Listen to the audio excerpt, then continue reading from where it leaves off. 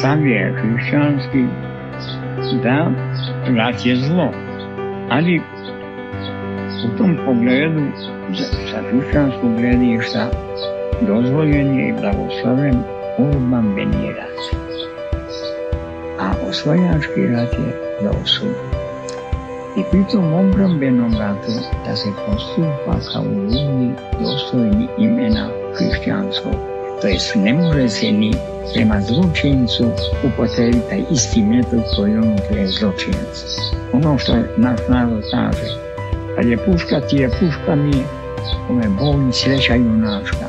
Ali ako je njemu puška izbačena iz ruku, pa ga onda vezakom vaditi oči i seđu, masakrirati, to nijedan takav narod, to je zločinac. Pobil da bio. On zarobljenik, ja ranjenik, neprijateljstava više nema, sad smo samo ljudi. To nije samo viteštvo, to nije samo otmenost, to je nešto nespravnjivo dublje. To je ono čime smo mi, kažem, ostali do danas živi pred Bogom živim, ali kao ljudi Boži. O tome se radi. Nismo mi, kažem, i ponavljamo ovo se za kranje, pa pođi pa stajan stujame. Kad je puška, ti je puška, nije kome Bog i sreća. Ali da mi goloruke ljude, zato što su bili rođeni, niko ih pitao nije se rod kao Srbi ili kao Hrvati ili kao Turci ili kao Nemci. Mi imamo krivice zato što smo rođeni u ovom narodu, mi zasluge, ali da li ćemo postupati kao ljudi ili ne ljudi, to zavisi od nas i to Bog od nas očekuje. Da uvek budemo ljudi, nikada ne ljudi. Isti taj Marko Miljanov je samo formulisao princip čovještva i junaštva. Nije ga on izmislio. U narodu ga je on pročitao, sam ga je on formulisao. Junaštvo je, veli, da branim sebe od neprijatelja, a čovještvo da branim neprijatelja od sebe. Ni prema neprijatelju ne smem biti nečovek. O tome se radi. Pre jedno 6-7 godina bio sam u Beču na proslavi 100-godišnjice crkve Svetog Save u Beču, što su naši preci onda živeći podigli.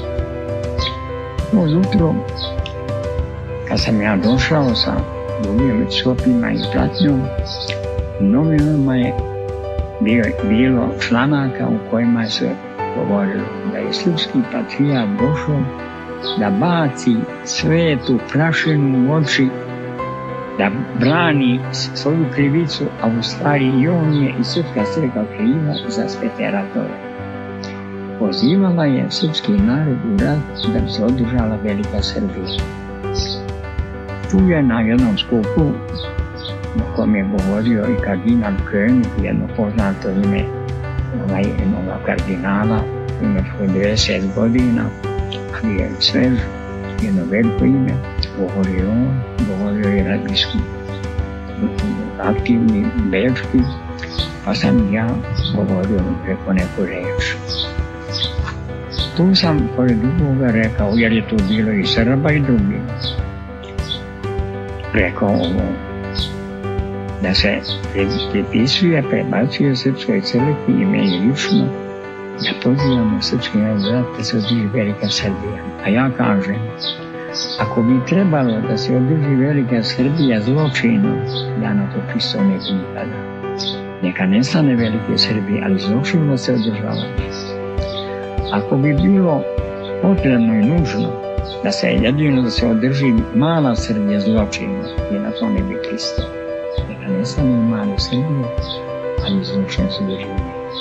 I kad bi trebalo da se održi posljednji Srbi, ja da sam taj posljednji Srbi, a da se održi zločinom ne pristaje. Neka nas nestane, ali nestane kao ljudi, jer nećemo da nestati. Živit ćemo otići u ruke Boga živoga, kao što su to bili naši preci. To je dakle taj, to je taj put. Bez želje da mi svoju svoje slabosti opravdamo ili bacamo na druge, ali istina je ona koja nas bezuje. Ugledanje na naše svete pretke koji su kroz 100 godina ropstvu bili kadri da izdrže i da održe i veru pravoslavnu, i to ne samo veru pravoslavnu u znanju, nego i veru pravoslavnu po vladanju, po postupanju, da je on bio kadar da i obraneći se od zla, ali ne kao ne čovjek, ne kao zločinac, nego se brani, a ono u principu puška ti je puška mi je, koja je povisjeća junačka.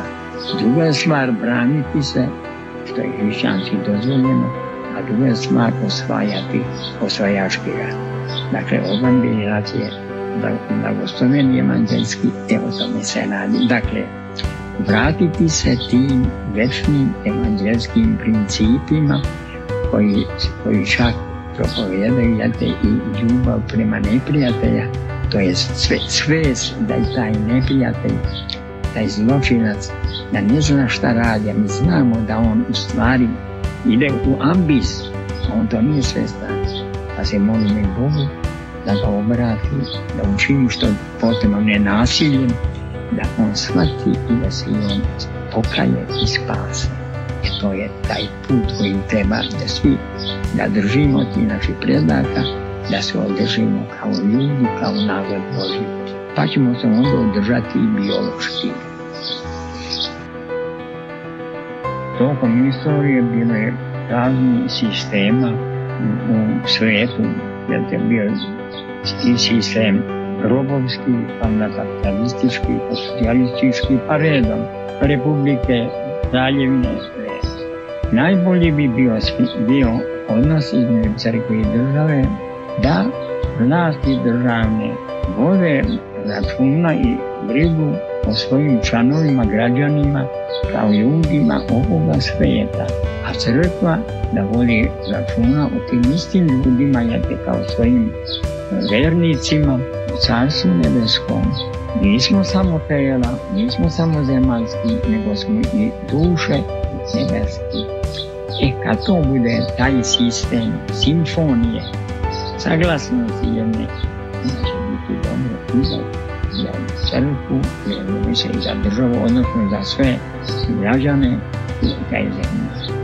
I kao građane u građanskom smislu i kao vernike vera. To je po mojom mišljenju najbolje način. Zato je vidjeti pre svega neshvatanje tog osnovnog principa evanđelskog ljubavi, nego svijeta jedna gordost i jedna razumnica, kad ona se podigne, onda dolazi do svađe, dolazi netrpeljivosti, čak ako onda dođe do toga. I sad, ovi naši, da kažem, i komšije i neprijatelji, oni su kompačni kao jedan, ali kompačni često izi. Od nas je duši jedan sad. Jedan grb onog doba koji je prisudan kad su naši preci dolazili u ove krajeve. Pročitao nas je, zabeležio, a je rekao, pisao, od Srba se ne može ništa učiniti mitom, nešto su nepodmitljivi, zbog mnogih suprotnih gledišta. Nije nesreća što mi imamo mnogo i suprotna gledišta, jer kad je reč o nečemu, može stvar sagledati sa više strana, ali često kod nas dolazi štucane do onoga što nije više razlika u mišljenju nego to zločini. Bio sam na Kosovu za 4 godine, pa je bilo teško dobiti dozvolu puno doba da se obnovi neka crkvica porušena Tursko doba, grobnico. Ali kad smo ipak dobili ponekada, sastanemo se i dođenja, sveštenici, odbornici i kao među ljudima, da vidimo kako ćemo crkvu da gradimo, koliko imamo sredstava, kolika, dakle da ima kube, kod kakvog materijala, kao što je bilo. I reče jedan neki, najbrže će biti da radimo od onih blokova, to je najjeftinije i najbrže. a više reći, ma jesu dokova, ali nećemo mi kroz 10 godina ponovno da gradimo sredstvo, da gradimo jednom za isti materijal. Što je ljubije pa dobro, da imamo kamen, da do kamen. Ali još jedan da kažem, ma znaš, ako budemo mogli poslije nekoliko vremena da život pišemo, da uzamemo freske o kameni sadašnjem akteru, teško će to biti. Onda će ona reći, pa dobro, mi spolja bude od kamen iznuta od cigle. Koliko različnih gledišta i svako ima svoj logik smisao.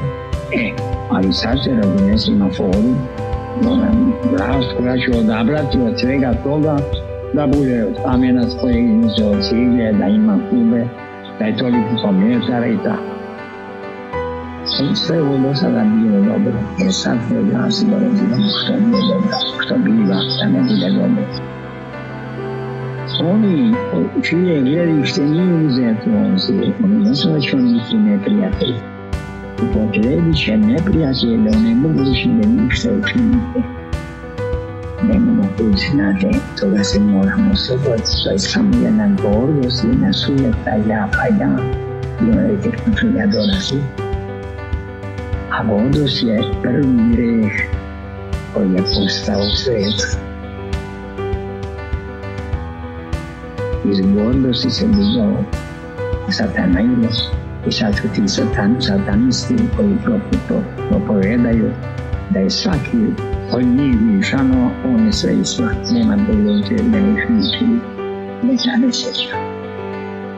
Kad budemo toga svjesni i budemo malo smireniji i makar tolerantniji, ako nismo ljubavi, onda ćemo moći da shvatimo to gledište drugoga. Ne da ga usvojimo, to nije dobro, ali da shvatimo ne da bude da ne bude jedno mržnje, da ne dođe do ovoga što nas toliko sveta deli i čini i prema neprijateljima. Da je neprijateljima to bolje nego nama sami.